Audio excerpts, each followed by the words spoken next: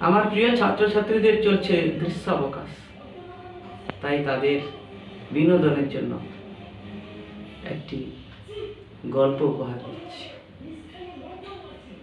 নিজের ভাগ্য নিজের হাতে। অশ্বক্রান্তা নামে এক রাজ্য ছিল। সেই রাজ্যের রাজার নাম রণতুর্য। তিনি খুব দাপুটে রাজা ছিলেন। তার শক্তির কাছে প্রতিবেশী রাজ্যগুলো হার মানে। রণতুর্যের বীরত্ব কীর্তিগাথা চারিদিকে মুখরিত।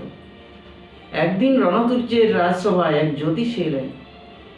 জ্যোতিষীর খুব নামযশ। তার নাম শুনলে সবাই বলে, কপাল টলে তো জ্যোতিষীর বচন টলে না, এমনই তার খ্যাতি। রাজা বললেন, হে জ্যোতিষার্ণব, আসন গ্রহণ করুন। আমার রাজ্যের সবকিছু ভালো আছে তো? জ্যোতিষী আসন গ্রহণ না করেই এক দৃষ্টিতে রাজা রণতুর্যের দিকে চেয়ে রইলেন। কিছুক্ষণ পরে বললেন, মহারাজ, আপনার প্রাণনাশের অশুভ যোগ রয়েছে। আপনি 6 মাসের মধ্যেই মারা যাবেন। জ্যোতিষীর কথা শুনে রাজা একেবারেই ভেঙে পড়লেন। রাজসভায় পাত্র মিত্র অমাত্যরাও দুশ্চিন্তায় মুষড়ে পড়লেন। বৃদ্ধ মন্ত্রী তখন বললেন, মহারাজ, ভয় পাবেন না, এই জ্যোতিষী হলো মূর্খ। এই কথা শুনে রাজসভায় সবাই খুব অবাক হয়ে গেল, কিন্তু রাজার মধ্যে কোনো নতুন প্রতিক্রিয়া দেখা গেল না। তিনি কাঠের পুতুলের মতো সিংহাসনে নির্বাক হয়ে বসে রইলেন। জ্যোতিষী অনুত্তেজিত কণ্ঠে মন্ত্রীকে বললেন, আমার গণনা কখনো ভুল হতে পারে না।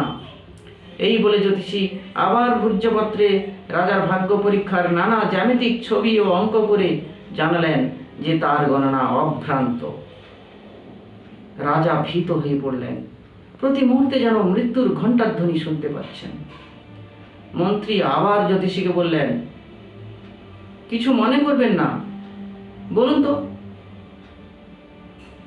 আপনি কবে মরবেন? উত্তরে তিনি বললেন, 12 বছর পর। মন্ত্রী তখন তরবারি বের করলেন এবং কোনো কথা না বলে জ্যোতিষীর মস্তক ছেদন করলেন। তারপর রাজা রণতুর্যের দিকে তাকিয়ে বললেন, মহারাজ, দেখলেন তো কত মিথ্যাবাদী। 12 বছর তো দূরের কথা, এই মুহূর্তেই ওর পরমায়ু শেষ হয়ে গেল। এই তো জ্যোতিষীর বচন। রাজা স্বস্তির নিঃশ্বাস ফেলে বললেন, সত্যি লোকটা কি বোকা বানাতে চেয়েছিল।